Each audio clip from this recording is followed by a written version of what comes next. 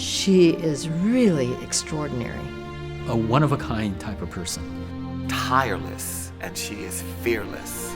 Instilled with an ethic of perseverance, my father was a businessman and an entrepreneur, just never gave up. Irene Yasutake displayed a strong sense of social responsibility that began as early as junior high. Why don't we do a fundraiser and raise money to get a wheelchair for the children's orphanage? And continued through college.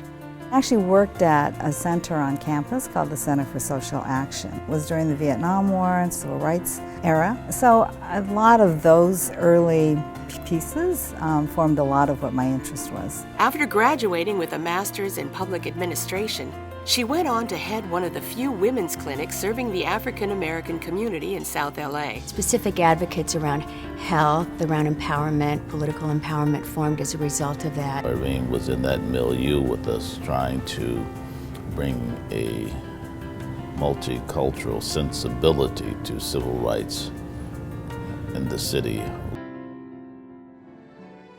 There were people wanting to start a museum, and given my experience in the nonprofit sector, would I consider coming and being the executive director? And I said no, I'm very happy doing the work that I have been involved in. And the more they talked about it, I thought, well, maybe this is a good time to think about a new challenge. She looked awfully young, but when she started to talk, she was informed, she was articulate, in command, and very persuasive. Who really put the national in the Japanese American National Museum. She was really the captain in the sense of, if we were a ship, she was always looking out into the distance of where we should go. Initially, I would have thought, oh, this lady's crazy, but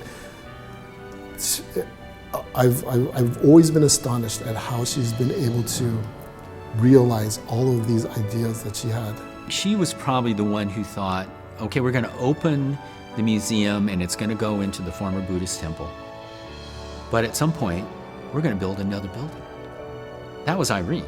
In 2008, after leading the museum for 20 years, elevating it into a world-class institution, Irene decided to begin a new chapter with Senator Daniel Inouye. So I tell people that when we got married, you then have an extended family. When we got married, I married a whole state. So it was, I was kind of amazing. Irene being Irene, she embarked on a new challenge, helping create the U.S.-Japan Council to forge strong international people-to-people relationships. One of the signature programs that got created was the Japanese American Leadership Delegation to identify 10 to 15 people per year to go on an extraordinary trip of diplomacy, business, and cultural and social relationships.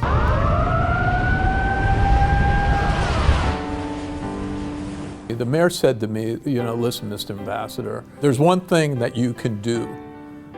You can provide hope. That's where Irene is incredible. It was the smartest decision we ever made to ask her to consider being our co-founder of the Tomodachi Initiative. Last I remember, it raised well over $50 million from both the corporate community in the United States and in Japan. She never leads by fiat or by sharp judgment or with sharp elbows. She is there to provide ideas, provide perspective. I wouldn't be president of the Ford Foundation without Irene's support, and I wouldn't be the leader that I am without her counsel, her wisdom. Congratulations on your many, many achievements and for this particular award. You're my big sister, you are my mentor, and I can't be happier. Congratulations on your very well-deserved Lifetime Achievement Award. We wish you much continued success in all your endeavors for years to come. The vision of having a museum like this had not come to be, then you wonder, there would be a huge void. And I think that the people that invested in the institution should be proud that we have a place that helps to allow other people to tell their stories, to do the kind of programming that brings those stories to life and brings the relevance of why it's meaningful now.